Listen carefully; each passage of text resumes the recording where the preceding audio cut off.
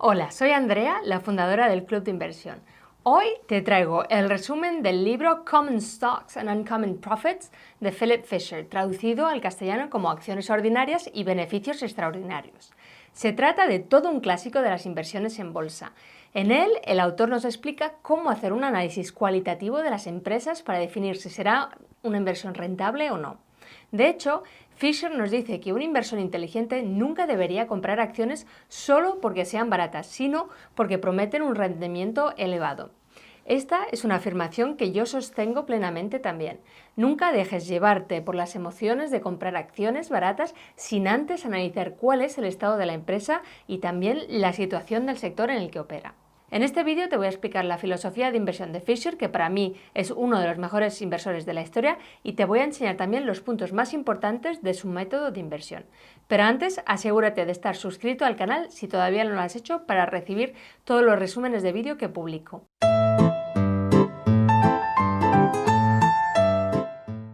Como siempre, me gusta comenzar los resúmenes de libros hablándote del autor. En este caso, Philip Fisher nació en 1907 en Estados Unidos. Como explica en su libro, comenzó a interesarse por el mundo de la inversión en bolsa al escuchar la conversación entre su tío y su abuela sobre inversiones y las acciones que esta última había adquirido. Empezó su carrera como inversor en 1928 tras abandonar sus estudios en la Universidad de Stanford para comenzar a trabajar como analista en Anglo London Bank en San Francisco. 3 años más tarde, en 1931 y en plena crisis del 29, dejó el puesto que ocupaba y fundó su empresa de inversiones llamada Fisher & Company, donde trabajó hasta 1999, fecha en la que acabó jubilándose. A día de hoy, Fisher es considerado como el pionero en la inversión en crecimiento llamado Investment in Growth Stocks en inglés, ya que su estrategia de inversión siempre se centró en buscar empresas de muy buena calidad a buen precio para invertir en ellas a muy largo plazo. Como dato curioso, el mismísimo Warren Buffett dice haber sido influenciado un 85% por Benjamin Graham y un 15% por Philip Fisher, por lo que no es de extrañar que Fisher sea un inversor muy relevante en el mundo de la inversión. De hecho, Graham es otro gran inversor y autor del libro El inversor inteligente, del que ya he hablado en detalle en un vídeo anterior. Aquí lo tienes por si lo quieres ver. Bueno, y ahora que ya sabes un poco más acerca de Philip Fisher, podemos pasar a hablar de su libro. El libro Acciones ordinarias y beneficios extraordinarios se publicó en 1958. Nada más ser publicado se colocó como uno de los libros más vendidos en la lista del New York Times. De hecho, fue la primera vez que una guía de inversión ocupaba ese puesto. Sin embargo, debes saber que en sus inicios el libro era más corto, ya que en la actualidad este libro está compuesto por la fusión de 3 libros del autor. El primero, Common Stocks and Uncommon Profits. El segundo, Conservative Investors Sleep Well, es decir, los inversores conservadores duermen bien, publicado originalmente en el 75. Y en tercer lugar, Developing an Investment Philosophy, desarrollo de una filosofía de inversión, publicado en el 80. El primero es quizás el más importante de los 3, ya que es donde el autor nos revela su filosofía y nos explica todos los conceptos más importantes de su estrategia de inversión. Los otros 2 amplían la información del primero en realidad. De la lectura del libro se extrae que la filosofía de Fisher se centraba en darle mucha importancia al crecimiento cualitativo de las acciones. El objetivo principal de su inversión era la de mantener las acciones a largo plazo siempre y cuando el pico de máxima ganancia aún no hubiera pasado. Es decir, que aún hubiera una previsión de seguir ganando incluso cuando la acción estuviera sobrevalorada. Fisher afirmaba que la mejor estrategia que una inversión podía seguir era la de tener una cartera concentrada de empresas, es decir, poco diversificada, con perspectivas de crecimiento convincentes. Pero, ¿qué criterios seguía para conseguirlo? Pues bueno, a continuación te voy a contar los 4 puntos claves de su método de inversión. Comenzamos con el primero, que es el método de investigación de mercado llamada Scuttlebutt. Para obtener grandes beneficios en las inversiones, Fisher explica que es importante analizar en detalle las empresas en las que se está considerando invertir. Sin embargo, no recomienda utilizar los ratios financieros habituales ni las cuentas de resultado, sino que en el libro nos habla del concepto de Scuttlebutt, que se podría traducir como rumorología, pues la palabra significa el dispensador de agua que se encuentra en las oficinas alrededor del cual los empleados se juntan para charlar.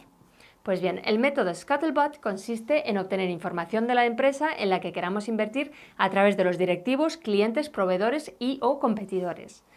Para llevar a cabo esta metodología, Fisher nos explica los 3 pasos que hay que seguir. El primero, preguntar de forma estratégica a empresas que compiten con nuestro objetivo sobre las fortalezas y debilidades de la empresa que nos interesa valorar para poder invertir en ella. En segundo lugar, preguntar a compradores o proveedores. Podemos recurrir a conocidos que trabajen en la empresa, aunque aquí no siempre puedan darnos mucha información, pues están sujetos a cláusulas de confidencialidad, y también podemos investigar en foros y en círculos de inversión. Y en tercer lugar, podemos encontrar a antiguos empleados que nos den información siempre que sea posible. Esta es quizá la más complicada de todas, ya que es muy difícil encontrarles y que además quieran hablar sobre su antiguo empleador. Pero esto no es todo lo que hay que hacer. Ahora te quiero hablar de las 15 preguntas para analizar las empresas. Fisher identificó 15 preguntas que debía hacerse para detectar si se encontraba ante una oportunidad de inversión atractiva o no. De hecho, estas preguntas las utilizaba como una lista de verificación o una checklist donde podía ir tachando. Y con las respuestas o podemos conocer el potencial de crecimiento de la empresa, la capacidad de gestión de los directivos o la actitud defensiva y adaptativa del negocio. Para que te des una idea, algunas de las preguntas que Fisher propone que nos hagamos antes de elegir una inversión son las siguientes. Te voy a hablar de 3, pero que sepas que hay 5. La primera es preguntarte, ¿la empresa tiene productos o servicios con el suficiente potencial como para hacer posible un incremento de las ventas durante al menos los próximos años? Otra pregunta podría ser, ¿la dirección está decidida a seguir desarrollando productos o procesos que seguirán aumentando las ventas cuando los potenciales de crecimiento de las líneas de producto actuales atractivas hayan sido explotados? O una tercera pregunta, ¿qué hace la empresa para mantener o incluso mejorar los márgenes de producción? Como bien dice Fisher, es complicado encontrar empresas que vayan a cumplir las 15 características que explica en el libro. Sin embargo, si una compañía falla en la mayoría de estos aspectos, entonces no será recomendable invertir en ellas. Por lo tanto, con estas preguntas tendremos una buena idea de en qué empresas es interesante invertir y en cuáles es preferible mantenerse al margen y evitar. El tercer punto clave de su metodología de inversión es tener siempre presentes las características principales que cumpla una buena empresa. Este punto en realidad está íntimamente relacionado con el anterior, pero dada su relevancia merece una mención aparte. Según Fisher, hay una serie de consideraciones que debemos tener muy presentes para asegurarnos de que las empresas sean sostenibles a largo plazo. Por un lado está el funcionamiento de la empresa. La empresa en cuestión debe ser capaz de realizar operaciones de bajo coste, centrarse siempre en el cliente, trabajar el marketing de forma eficiente, realizar I+D y también llevar a cabo buenas prácticas contables. Por otro lado está el factor humano del negocio. Fisher explica que es importante que las empresas tengan una filosofía basada en el espíritu de equipo. Por eso buscaba corporaciones que evidenciaran su desarrollo interno, su disciplina de inversión y su cultura interna. En tercer lugar está la capacidad del negocio para crecer y defenderse. Aunque una empresa se encuentre ante dificultades, ésta tiene que ser capaz de superarlas y conseguir beneficios. Si una empresa no demuestra esta habilidad, sin duda no entra dentro del ranking de las mejores empresas en las que se puede invertir. Por ejemplo, durante el confinamiento de la crisis del coronavirus, una empresa que ha sabido defenderse y seguir creciendo ha sido Amazon, que creció por encima de sus cotizaciones máximas históricas. Por último, están las habilidades financieras. La empresa debe ser capaz de detectar y saber cuándo seguir y cuándo no hacerlo con las iniciativas que esté llevando a cabo. Cuando las cosas no funcionan, hay que saber parar a tiempo y tomar otros caminos. Por estas razones, Fisher no recomienda invertir en acciones de empresas nuevas, sobre todo a aquellos inversores más conservadores, porque de estas aún no sabemos qué habilidades y capacidades tienen. Según Fisher, lo ideal es apostar por compañías con un historial de rentabilidad comprobado o, como te explicaré más adelante, en empresas jóvenes pero con una perspectiva de crecimiento sustancial, que son conocidas como las growth stocks. Y por último, Fisher nos habla de la inversión a largo plazo y de las excepciones que hay a este respecto. Una vez hemos encontrado una acción que cumpla con la mayoría de los requisitos de los apartados anteriores, entonces será necesario decidir el momento en el que compramos. Para ello, Fisher explica que normalmente la compra de un valor está condicionada por el ciclo económico y por otros aspectos como la tasa de interés, las tendencias de la inflación y las políticas gubernamentales de cada país referentes a la inversión. Sin embargo, Fisher recomienda comprar un valor cuando dispongamos de la cantidad de dinero necesaria y no esperarnos a los ciclos económicos.